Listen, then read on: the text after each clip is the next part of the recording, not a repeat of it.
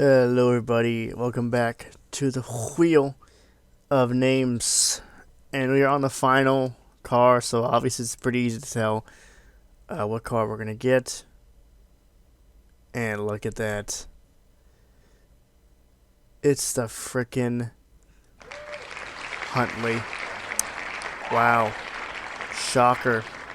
Let's do it. Okay. So, 2005 Vapid Huntley Sports. The last vehicle in Liberty to review. The last time I will probably be in Liberty. It's kind of sad, actually. But my time here has come to an end, unfortunately. Well, this is it. 2005 Vapid Huntley Sports. Possibly the best SUV in Liberty I reviewed. Okay, I think I've already done a parody of this song, but I'm just going to do it again because I couldn't think of any other song to parody. And this is going to be a parody of Weezer's 2005 song, Beverly Hills. Huntley Sport, that's what I want to drive. Gimme, gimme, gimme, gimme, driving a Huntley Sport. 2005 Vapid Huntley Sport, possibly the most luxurious SUV in the game, second to only the Albany Cavalcade, well, in my opinion. But despite being a hulking brick on wheels, this thing actually did surprise me. Now, if you're a fan of the older games, then you probably know that the Huntley is in GT San Andreas. Technically, though, it's not the Huntley Sport, it's just the Huntley. But it's still part of the same history, I guess you can call it. The SA rendition is based on a Range Rover Classic, which was produced from 1969 all the way to 1998. Talk about a long life, and here I thought GM had the record for long life of generations for vehicles with their K5 Blazer. The current rendition we see here today is based on a third generation Land Rover Range Rover Vogue L322. All these years I thought Land Rover and Range Rover were two different car companies, when in fact Range Rover was just simply a model. Why did Land Rover have to do that? Just confuse me like that. Come on, man. Anyway, the Huntley also exists as well in GTA 5 in the form of the Enos Huntley S, which is based on the Bentley EXP9F concept for the front, and the sides influenced by the Range Rover Evoque? I'll just put the word up on screen and you figure it out how to pronounce it. So I want to give a brief lore explanation as to why the Huntley is badged under Vapid in GTA 4 and not badged differently in GTA 5. So in GTA 4, until about 2008, Ford owned Land Rover and Jaguar, but then sold it to Tata Motors around 2008. Now, after that, Tata, I still believe, owns Jaguar and Land Rover, but then kind of merged Land Rover and Jaguar together in basically the Jaguar Land Rover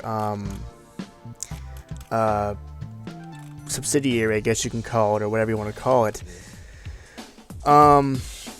And that's why in GTA 5, rather than having the Vapid Huntley, it is now the Enos Huntley. And Enos obviously is GTA 5's rendition of the Jaguar brand. So that's kind of interesting how they decided to go that route and kind of keep up with modern times. They could have just easily just slapped Vapid on and just not really cared, because at the end of the day, it's a video game. It doesn't have to be accurate and stuff like that. So pretty cool concept. Funnily enough, even Honda at one point owned a stake in Land Rover in the 90s. They owned about a 20% stake in the company, and in fact, they actually sold one of their models under the Honda nameplate, named the Honda Crossroad, which in reality, it was just a rebadged Land Rover Discovery, and also one of the most unreliable Hondas they ever produced. This is also in the same vein of the old first and second generation Honda Passport, which at the time was basically just a rebadged Isuzu Rodeo, which I'm honestly surprised it even lasted 2 generations before they decided to cut the cord. Basically, though, the Honda Passport was a stopgap until Honda developed the CR-V, and well, the rest is history. Even though now they have the new Passport, which is just a bigger version of the Pilot. I don't know even why they have it, but that's just my opinion. Anyway, let's stop talking about Honda. Okay, so the L322 Range Rover was manufactured from 2001 all the way until 2012 and featured a couple engine options. However, according to the Wikipedia page, the engine options vary depending on the model year. For our year in particular, 2005, the L322 was offered with only a BMW 4.4-liter V8 engine. Other options also included a Jaguar-built 4.4-liter V8 and a 4.2-liter supercharged V8. Naturally, being a British car, and a European car also, diesel was also an option. For the 2002-2006 model years, a BMW 2.9-liter turbo diesel inline 6 was offered. Only one transmission option was offered for the 2002-2006 model years, and this one struck me as rather odd. It was a General Motors built GM5 L40E 5-speed automatic, which was the last thing I expected to see in a British vehicle. Which is also weird because Ford owned Jaguar back in the 2000s, so that doesn't really... That's... I don't know, man.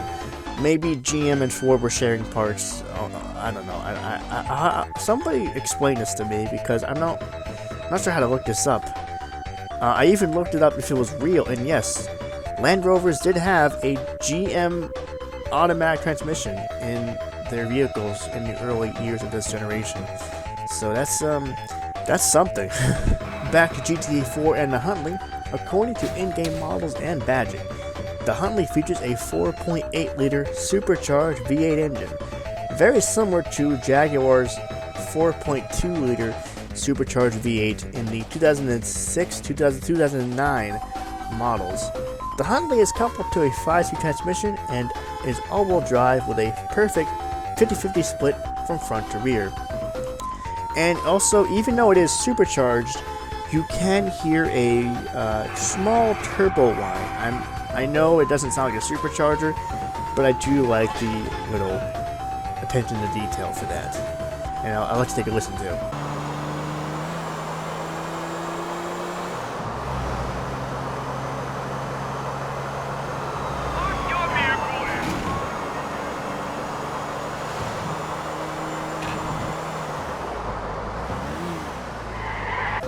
Now, the first thing to notice about the Huntley is that it's really fast.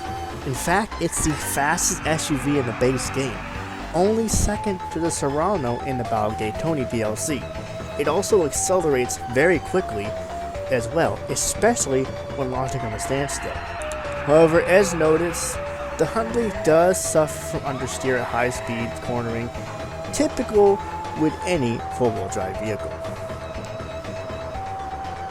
The Huntley also has several different special variants as well, the most well-known being the Yardies gang car, which has a paint scheme in the colors of the Jamaican flag. I actually didn't get footage for this vehicle for once. I know, I kind of slacked off a little bit with that, but luckily we have pictures. It features a custom shaved grille with side-mounted exhaust pipes.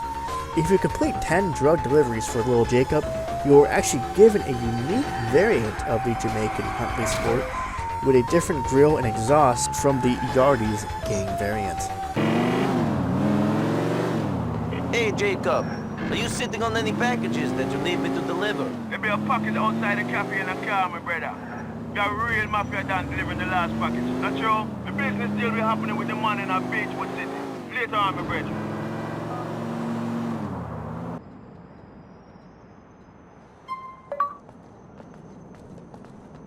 Do not push me, monsieur.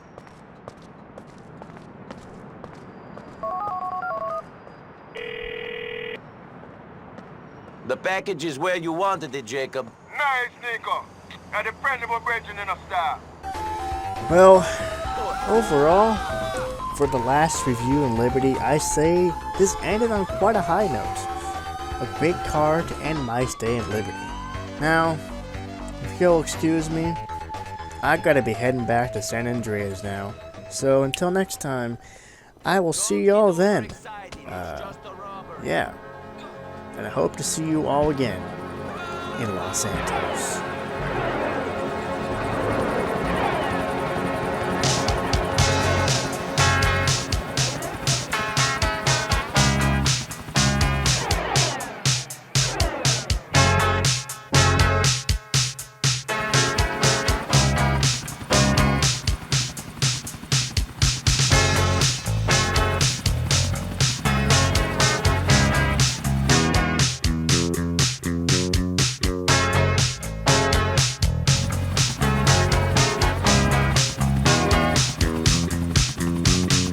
Теплое место на улице ждут отпечатков наших ног. Звездная пыль на сапогах. Мягкое кресло, клетчатый плед, не нажатый вовремя курок. Солнечный день в ослепительных снах. Группа крови на рукаве, мой порядковый номер на рукаве. Пожелай мне удачи в бою, пожелай мне не остаться в этой траве, не остаться в этой траве. Пожелай мне удачи, пожелай мне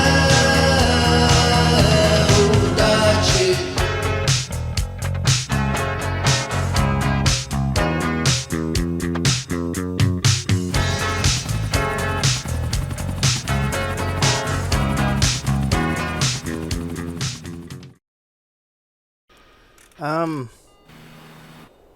Oh dear.